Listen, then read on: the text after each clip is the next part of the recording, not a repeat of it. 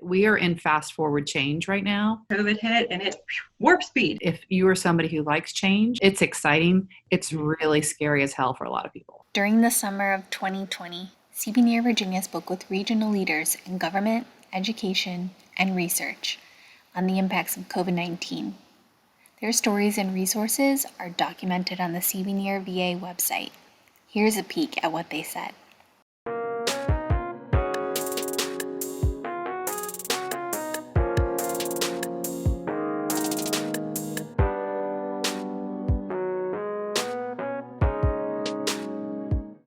Thanks to COVID. One day we were in the classroom with students, and then the school year was over. There was no transition, there was no closure. And then all of a sudden, you're teaching in front of a computer all the time instead of being outside. I mean, that's not what you planned for at all. And so we had to postpone all of our planned spring trainings. And we basically had to adjust all of those projects to be fully virtual. Significant projects, hundreds of thousands of dollars. How do we still collect our data? How do we still get out?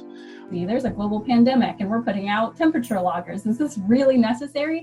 Why are you getting stressed out? You're around your kids, you're at home.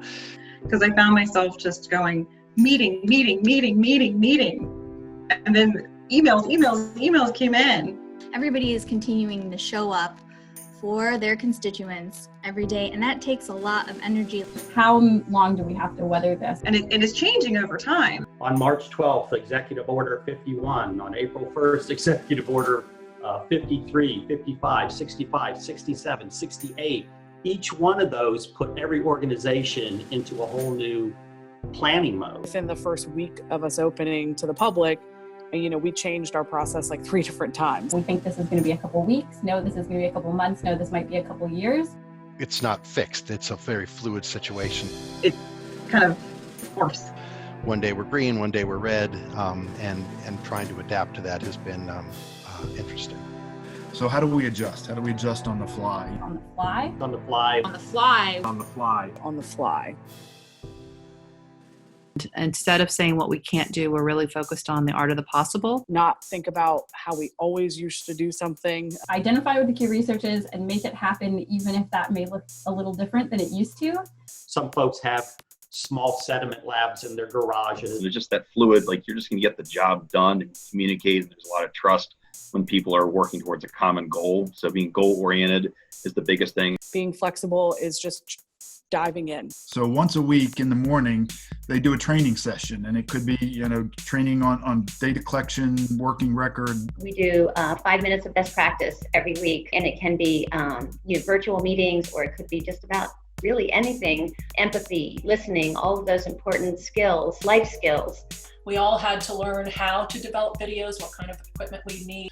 And then we said, okay, now we got to educate ourselves about how we can provide a valuable, meaningful experience online. I do worry that a percentage of the population won't be able to access it. Our solution was to identify locations like a school, like a government building, a library, where we knew that they could beam into. A lot of mine hopped in their car and drove to sit in the public library parking lot or the McDonald's parking lot. This feels crazy. And as the longer this goes, you begin to see things through a slightly different lens. And we tried some new things this year because we were forced to, and some of them were really successful. A lot of the things that we're doing now, we're like, we're going to keep this post-COVID because this actually just works better. So we're planting seeds. That's a good thing. We're getting a lot more folks actually attending than we used to because it's online. And I think that there has been sort of an uptick in adaptability and compassion across our team. One of the things that I've really learned to try and do better during COVID, and that I hope we all take into the post-COVID world, is just being more kind and compassionate to each other, but then also being kind and compassionate to ourselves.